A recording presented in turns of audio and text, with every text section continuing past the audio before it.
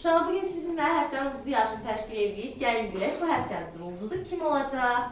Gəlin vaxt itirmədən keçək səs verməmizə. İnci, kim seçsən? Aysa. Aysa, aha. Aylin, kim seçsən? Aysa. Aha. İsrail, kim seçsən? Hə? Kim seçsən İsrail? Aysa. Aysanı, aha.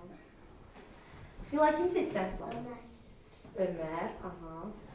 Hüseyin, kim seçsən? Ali. Ali Hüseyin, aha. Sıraç, kim seçsən? Ömer'i. Ömer'i, aha. Kim seçsən Yağmur? Aysa. Aysa. Zehra, kim seçsən? Ömer'i. Ömer, aha. Ömer, kim seçsən?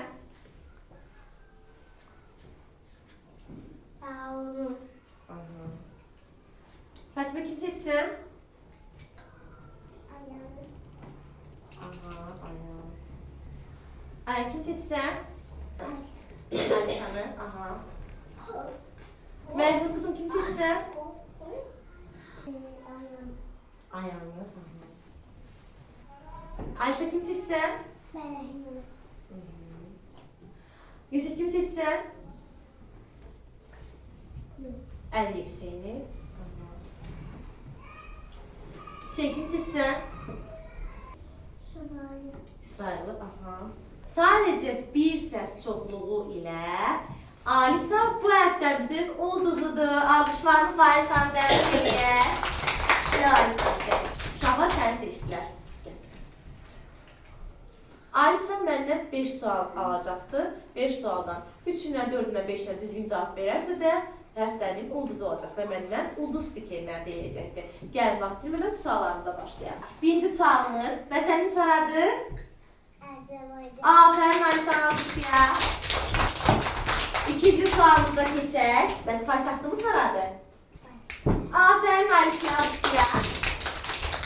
Üçüncü sualımıza keçək. Bayrağımızdan içərək var. Hansılardır? Sayaq. Mavi. Daha sonra qırmızı. Aha, bəlkə uşaqlar eşitsinlər. Aferin Alisiya. Alqışlayaq uşaqlar Alisanı. Dördüncü sualımıza keçək. Dördüncü sualımız. Ən sevdiyin şirniyyat nədir? Hansı şirniyyatı sevsən daha çox? Ürək formalı kekslər. Aferin sənə. Alqışlayaq uşaqlar Alisanı. Beşinci sualımız. Alisa, çəkdiyim rəsmi deyəcəksən ki, bu rəsm nə rəsmidir?